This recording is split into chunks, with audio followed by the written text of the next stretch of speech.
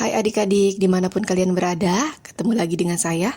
Kali ini saya akan lanjutkan soal tes teori 1 Olimpiade Sains Nasional Jenjang SD atau MI tahun 2024 ya. Ini soal-soal tahun lalu nih ya. Sekarang kita bahasnya di bidang IPA khususnya fisika.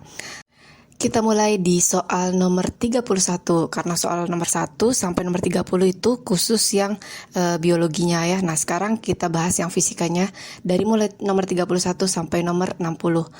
Nomor 31, Andi, Budi, dan Cahyo melakukan lomba lari 200 meter saat pengambilan nilai mata pelajaran olahraga. Andi berlari dengan kecepatan tetap sebesar 10 meter per sekon hingga garis finish. Budi berlari dengan kecepatan tetap 8 meter per sekon selama 5 detik pertama, kemudian mempercepat larinya dengan percepatan 1 meter per sekon kuadrat selama 4 detik ya. Dan akhirnya berlari dengan kecepatan tetap hingga garis finish. Cahyo berlari dengan kecepatan 8 meter per sekon untuk 100 meter pertama dan kemudian berlari dengan kecepatan 12 meter per sekon. Pernyataan manakah berikut ini yang benar? Pilihannya yang A, Andi memenangkan perlombaan, yang B, Budi memenangkan perlombaan, yang C, Cahyo memenangkan perlombaan, dan yang D, Andi dan Budi akan mencapai garis finish bersamaan. Nah, untuk menentukan siapa yang memenangkan perlombaan lari 200 meter antara Andi, Budi, dan Cahyo, maka kita akan menghitung waktu yang dibutuhkan masing-masing peserta untuk mencapai garis finish ya. Siapa yang paling cepat? Nah, dialah yang paling pertama kali mencapai garis finish atau yang menang gitu ya. Kita mulai dari Andi. Nah, Andi ini dia berlari dengan kecepatan tetap sebesar 10 meter per sekon hingga garis finish. Nah, ini berarti dia melakukan gerak lurus beraturan biasa saja ya. Artinya untuk mencari jarak hanya tinggal dikalikan kecepatan dikali waktu. Maka untuk mencari waktunya jarak dibagi dengan kecepatan, yaitu 200 meter dibagi dengan 10 meter per sekon gitu ya. Hasilnya adalah 20 sekon. Jadi Andi itu memerlukan waktu 20 sekon atau 20 detik untuk mencapai garis finish. Kemudian untuk peserta yang kedua yaitu Budi. Budi itu pertama berlari dengan kecepatan tetap 8 meter per sekon selama 5 detik pertama. Nah, ini udah diketahui nih waktunya 5 detik pertama. Artinya dalam 5 detik pertama kita harus mencari berapa sih jarak yang dia tempuh gitu ya. Karena dia kecepatannya tetap, maka tetap menggunakan rumus GLB, yaitu jarak sama dengan kecepatan dikali waktu. Maka 8 meter per sekon dikali 5 sekon sama dengan 40 meter. Itu di 5 detik pertama. Kemudian mempercepat larinya dengan percepatan 1 meter per sekon kuadrat selama 4 detik. Nah, ini 4 detik berikutnya, tadi sudah 5 detik, kemudian 4 detik berikutnya dia itu mempercepat larinya dengan percepatan 1 meter per sekon kuadrat. Artinya dia melakukan gerak lurus berubah beraturan gitu ya, GLBB. Untuk mencari jaraknya, gerak lurus berubah beraturan, maka S sama dengan V0T ditambah setengah AT kuadrat gitu ya. Maka V0 itu adalah kecepatan awal tadi adalah 8, kemudian waktunya itu 4 detik ditambah setengah kali percepatannya 1 dan waktunya 4 dikuadratkan, sehingga didapatlah 32 ditambah 8 sama dengan 40 meter per sekon. 40 meter maksudnya ya, itu jaraknya. Nah, terakhir, pada keadaan terakhir yaitu kecepatan akhir pada tahap ini itu adalah menggunakan rumus VT sama dengan V0 ditambah AT. VT itu adalah kecepatan akhirnya, kemudian V0 adalah kecepatan awal, A adalah percepatan, dan T adalah waktu yang tadi ditempuh ya. Maka 8 ditambah 1 dikali 4 sama dengan 12 meter per sekon. Nah, ini adalah kecepatan air yang dia gunakan sampai dia nanti ke garis finish gitu ya. Maka sisa jarak yang harus ditempuh Budi yaitu 200 meter dikurangin 40 tambah 40 tadi yang sudah kita hitung, maka sama dengan 120 meter. T atau waktu yang dibutuhkan untuk mencapai garis finish di keadaan terakhir ini adalah 120 meter dibagi 12 meter per sekon, jadi 10 sekon. Maka total waktu yang dibutuhkan oleh si Budi adalah 5 sekon ditambah 4 sekon ditambah lagi 10 sekon, sehingga dia memerlukan waktu 19 sekon atau 19 detik. Nah, dia lebih cepat ya dari si Andi tadi ya. Kemudian kita ke Cahyo. Nah, Cahyo ini dia berlari dengan kecepatan 8 meter per sekon untuk 100 meter pertama. Jadi kan jarak yang ditempuh itu harusnya 200. Nah, untuk 100 meter pertama dia kecepatannya 8 meter per sekon. Nah, ini merupakan gerak lurus beraturan gitu ya, karena tidak ada percepatan. T sama dengan S per V. Nah, ini untuk mencari waktu dia di 100 meter pertama. Maka 100 dibagi dengan 100 meter dibagi dengan 8 meter per sekon, yaitu 12 sekon ya. Kemudian 100 meter berikutnya kecepatannya itu 12 meter per sekon gitu ya. Tadi kan kecepatan awalnya 8 meter per sekon, sekarang 12 meter per sekon. Maka waktu yang dibutuhkan untuk keadaan kedua si cahyo ini adalah S dibagi V, masih rumus yang sama, maka 100 meter dibagi 12 meter per sekon. Itu mendekati gitu ya, 8,3333 sekon gitu ya. Kita ambil dua angka di belakang koma saja. Maka total waktu yang dibutuhkan oleh si cahyo ini adalah 12,5 sekon ditambah 8,33 sekon. Berapa? 20,83 sekon ya, sekitar segitu ya. Dia jauh lebih lama dari si Budi dan si Andi. Maka sudah jelas di sini siapa yang mencapai finish duluan, yaitu Budi. Maka Budi memenangkan perlombaan, jawabannya adalah yang B gitu ya. Untuk soal selanjutnya yaitu nomor 32, kita itu diberikan gambar ya. Gambarnya itu adalah gambar bola menggelinding pada permukaan bidang miring licin. Nah, bola A itu dilepaskan dari keadaan diam, berarti dia nanti gerak jatuh bebas ya, pada ketinggian H dari dasar bidang miring. Jatuh pada permukaan tanah sejauh D dari kaki bidang miring. Berapa jauh bola B jatuh pada permukaan tanah jika dilepaskan dari keadaan diam pada ketinggian 2H? Yang A D per 2, B D, C akar 3D, dan D 2D. Nah, untuk menjawab pertanyaan ini kita menggunakan rumus gerak jatuh bebas gitu ya, dengan mencari dulu kecepatannya. Nah, kecepatan yang pertama itu dengan ketinggian H, dari H ke sini itu adalah setengah H jaraknya gitu ya, karena dari sini ke sini itu adalah H per 2, maka dari H yang ini ke bagian ini adalah setengah H.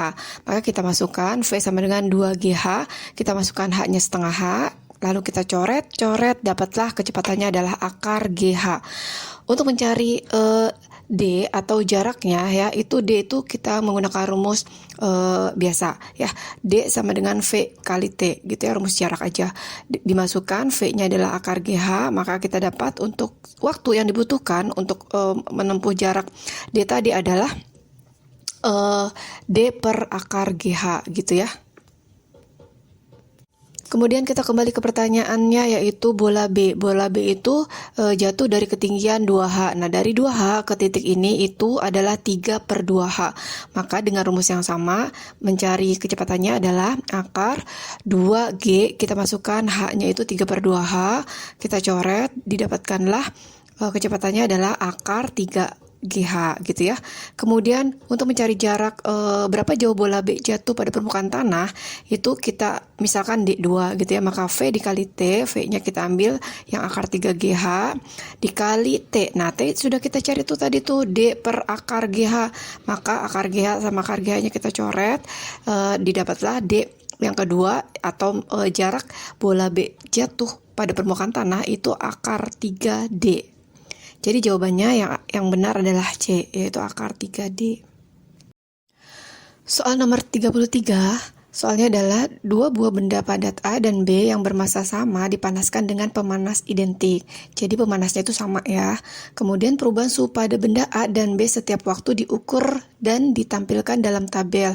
Perbandingan kalor jenis benda A terhadap benda B dan perbandingan kalor laten lebur benda A dan benda B secara berurutan adalah A 1:2 dan 4:5, B 2:1 dan 5:4, C 5:4 dan 1:2, D 4:5 dan 2:1.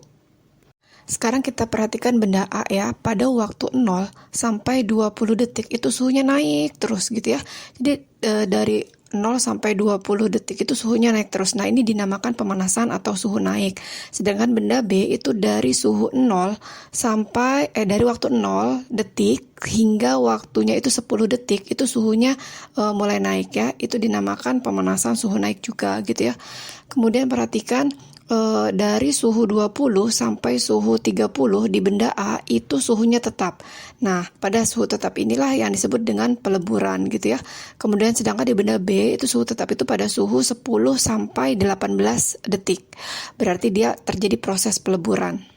Kemudian pada benda A, pada saat waktunya itu lebih dari 30 detik, itu terjadi pemanasan benda cair gitu ya, jadi terus terjadi pemanasan gitu ya, jadi sudah selesai peleburan. Sedangkan benda B itu selesai peleburannya itu dari waktunya lebih dari 18 detik. Nah, mari sekarang kita hitung perbandingan kalor jenis CA banding CB gitu ya. Kalor jenis atau C adalah besaran yang menunjukkan banyaknya kalor yang diperlukan untuk menaikkan suhu 1 kg zat sebesar 1 derajat Celcius gitu ya. Yang rumusnya itu Q sama dengan MC delta T.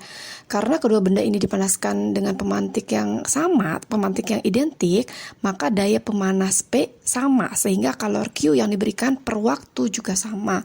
Nah, dari tabel kita lihat benda A dari T sama dengan 0 hingga T sama dengan 10 detik, itu suhunya naik dari 25 derajat ke 50 derajat Celcius, sehingga delta TA-nya 25 derajat Celcius kan. Kemudian benda B dari T sama dengan 0 hingga T sama dengan 10 detik, itu suhunya naik dari 25 derajat Celcius ke 75 derajat Celcius, ya, lihat di tabel. Sehingga delta TB-nya 50 derajat Celcius. Karena masanya sama, maka MA sama dengan MB dan kalor yang diberikan sama, QA sama dengan QB, sehingga kita dapatkan CA dikali 25 sama dengan CB dikali 50 gitu ya. Maka CA banding CB-nya 50 banding 25 sama dengan 2 banding 1 ya. Kita dapatkan perbandingan kalor jenis A, benda A dengan B adalah 2 banding 1. Kemudian perbandingan kalor laten lebur LA banding LB, itu data peleburan benda A, waktu peleburannya itu dari 20 hingga 30 detik ya, sehingga 10 detik. Kalor yang diberikan itu QA-nya sama dengan P dikali 10. P itu sama dengan daya pemanas. Kemudian benda B, waktu peleburannya itu dari T sama dengan 10 detik hingga 18 detik, sehingga lamanya adalah 8 detik ya. Kalor yang diberikan itu QB-nya sama dengan P dikali 8. Rumus kalor laten lebur itu kan Q sama dengan ML. Nah, maka L sama dengan Q per M. Karena masanya sama tadi, MA sama dengan MB, maka LA per LB itu akan sama dengan QA per QB gitu ya.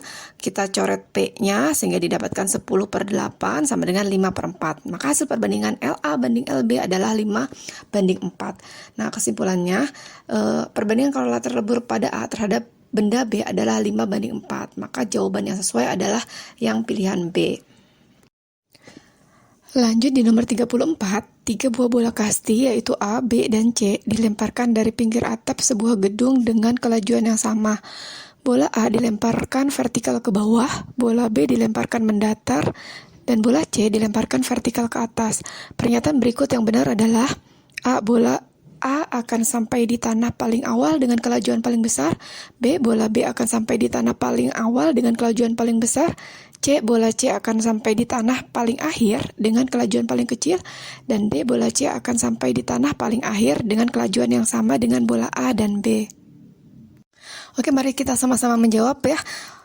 Untuk pertanyaan nomor 34 ini, jadi waktu sampai ke tanah itu akan bergantung pada komponen vertikal gerak. Bola yang memiliki komponen kecepatan awal ke bawah, itu bola A akan mencapai tanah lebih cepatnya. Sedangkan bola C yang dilemparkan ke atas itu akan membutuhkan waktu lebih lama karena dia harus naik dulu ke atas, kemudian baru dia turun ke bawah gitu ya.